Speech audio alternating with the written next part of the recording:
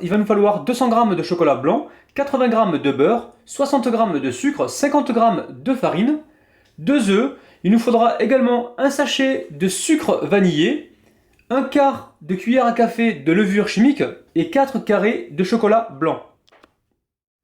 On commence la recette en mettant le chocolat blanc et le beurre à fondre au micro-ondes environ 40 secondes. Ensuite, on met les œufs et le sucre dans un saladier. On va y rajouter le sucre vanillé. Alors le chocolat blanc et le beurre, vous pouvez toujours le mettre à fondre donc au bain-marie si vous le souhaitez. Et si vous le faites au micro-ondes, il faut vraiment surveiller. Ensuite, je fouette donc le mélange pour le rendre bien mousseux. On va verser le chocolat donc, directement sur le mélange précédent. Alors, quand vous mettez donc le chocolat à fondre donc, au micro-ondes, il faut vraiment le mélanger toutes les 10-15 secondes pour être sûr de ne pas le brûler. Parce que le chocolat blanc, ça va très très vite. Alors, on récupère tout ce qu'il y a dans le saladier. Et ensuite, on mélange.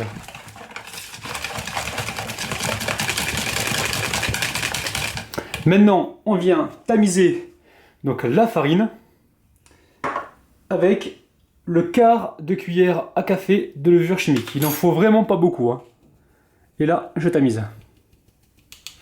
Alors, il faut penser à préchauffer donc son four à 170 degrés, toujours avant de commencer la recette.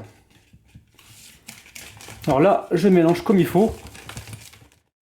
Alors souvent vous me dites, j'ai pas les mêmes moules que vous, dans quoi je peux les cuire? Alors c'est très simple, si vous n'avez pas donc des ramequins ou des moules en silicone, vous avez toujours l'option de choisir une tasse à café ou une tasse à thé. Et je peux vous garantir que vous avez exactement le même résultat.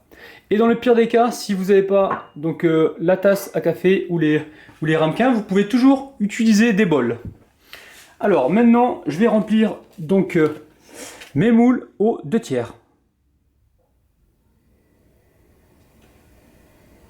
Alors juste avant d'enfourner, je vais mettre donc les petits carrés de chocolat au milieu.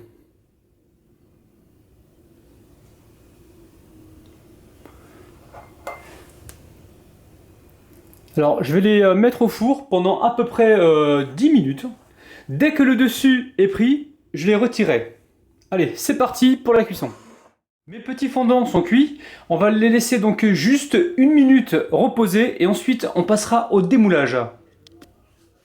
Alors je viens de démouler le petit fondant au chocolat blanc. Alors on va voir l'intérieur si il est vraiment coulant. Et là, magnifique. Magnifique. Goûtons un petit peu cette petite merveille. Alors le gâteau déjà il est super moelleux. Là je vais prendre du coulant au chocolat blanc. Miam miam. On a un très bon goût de chocolat blanc. La recette est vraiment surprenante.